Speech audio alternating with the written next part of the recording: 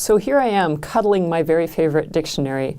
In this video I want to talk to you about prose style basics, some basic reference materials that are going to be really helpful for you to have to hand as you're working on refining your prose style and working through your revisions. The first, and for me the very most important thing that a writer can possibly have, is a great dictionary. You don't have to spend a lot of money on this. Access to a great dictionary maybe is the thing that I should have said.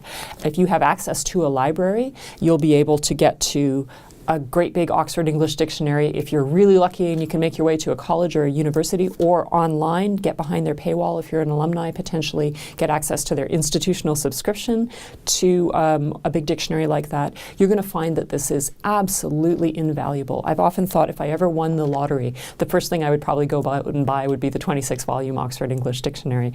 Why is this so valuable? For me as a historical novelist, it has a feature which I found I return to again and again, which is that dictionary shows you the first occurrence of a word in the language. So if, for instance, you're setting something in the 1920s and you want to know if a particular word was current, then you can go back and check it out. If you're setting something in the 1880s, I remember I was setting something in the time of the First World War once and went back and looked up the word zombie, and it had this whole array of uses in 1914 that we don't use anymore. So it was really, really interesting to go back and be able to work through and explore, and that's a wonderful feature of the OED. But even if you're not a historical novelist and these are less your concerns, there are many, many uses for a good dictionary.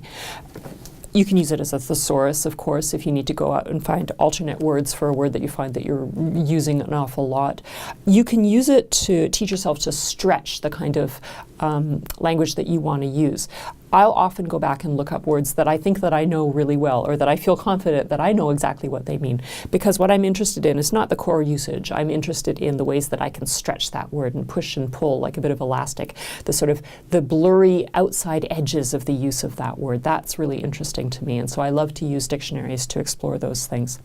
There are also a lot of words, and I'll make a list of them for you, that we think that we're all using correctly and we tend not to. Fulsome is one that really is one of my pet peeves. I see people use that again and again, and I feel like that guy from The Princess Bride. I always want to say, I do not think that word means what you think it means. So a dictionary is really great for you to go back and just double check your own usages and make sure that you're absolutely confident. The next category of reference book that I want to talk about are books that are really focused on helping you refine and polish your prose style specifically. The classic of this genre would be Strunk and White's The Elements of Style. This book is from 1959, 1960, something like that, so it's a little dated in parts. It's a really quick read. Look, I have this teeny tiny little ancient beat up copy, and it's really very focused on getting you to use the fewest words possible to the biggest effect possible. It's all about style and elegance and restraint, and it's really worth a read still even today. Another book that I love to recommend to students is John Gardner's The Art of Fiction. This book I think is from the early 80s, so again, a little dated in parts. It has one chapter in particular that I think is really, really worthwhile. Chapter 5 is all about common prose errors. And so he will teach you what an independent clause is. He'll talk about punctuation. He'll talk about adverbs, all of those good things. So even if you don't read the rest of this book, it's well worth the investment just for that Chapter 5. You can always look for references that journalists use, something like the Chicago Manual of Style. These are style books that journalists use to make sure that they're constantly being consistent in-house, that their usages are correct, and these are equally valuable for us as prose writers. And another book that I would be really remiss if I didn't mention is Stanley Fish's How to Write a Sentence. Again, something that really gets you to look in a very fine-grained way at what you're doing when you put words together, when you're building a sentence. What can you accomplish in that very, very small space? The third and largest category of reference books that I want to talk about for writers are more general craft books. So they're not uniquely focused on prose, but we'll be looking at everything from creating character to structure to metaphor to where do you find your inspiration, how do you get over writer's block, what does a writing life look like. There are many, many, many books in this category, and I'm sure that you already have some of your own favorites. And you know, if you go to any bookstore, you're going to find shelves and shelves of these, and I'll just highlight a few. This is Alice LaPlante's The Making of a Story. This is published by Norton, and it really is comprehensive. You can see it's a great big doorstop of a book, and it covers everything from prose style to character to theme to you name it, and it's in here.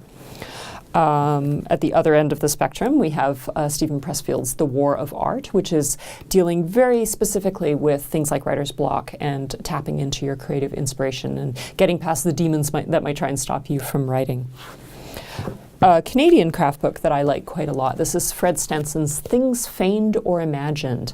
What I love about this book is that, in addition to being by a Canadian author, it features a chapter on comedic writing, writing comedy, and getting past uses of stereotype and cliche in the context of comic writing. It's not something that I've seen in a lot of other writing books, and I found this to be really, really helpful. Again, it's one that I refer students to a lot, that particular chapter. Another classic of the genre and a short, quick read is Annie Dillard's The Writing Life. You might also go to books like Jeff Vandermeer's Wonder Book, Francine Prose's Reading Like a Writer, really, really valuable book there.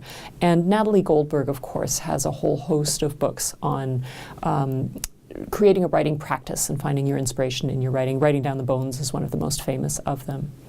You can go on and on forever finding books by various writers who've tried to get their wisdom and knowledge across to you, and go out there and find somebody whose aesthetic really speaks to yours, and you'll find that it's like sitting and listening to a great teacher.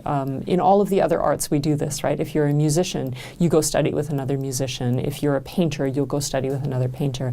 I think it's something that we really don't do enough of in writing, and we really need to learn to do. And the best way to go sit at the knees of the master is to read their work, read their wisdom, read what they have to say about their own craft and how they practice their own craft. So go out and enjoy finding the reference books that really speak to you.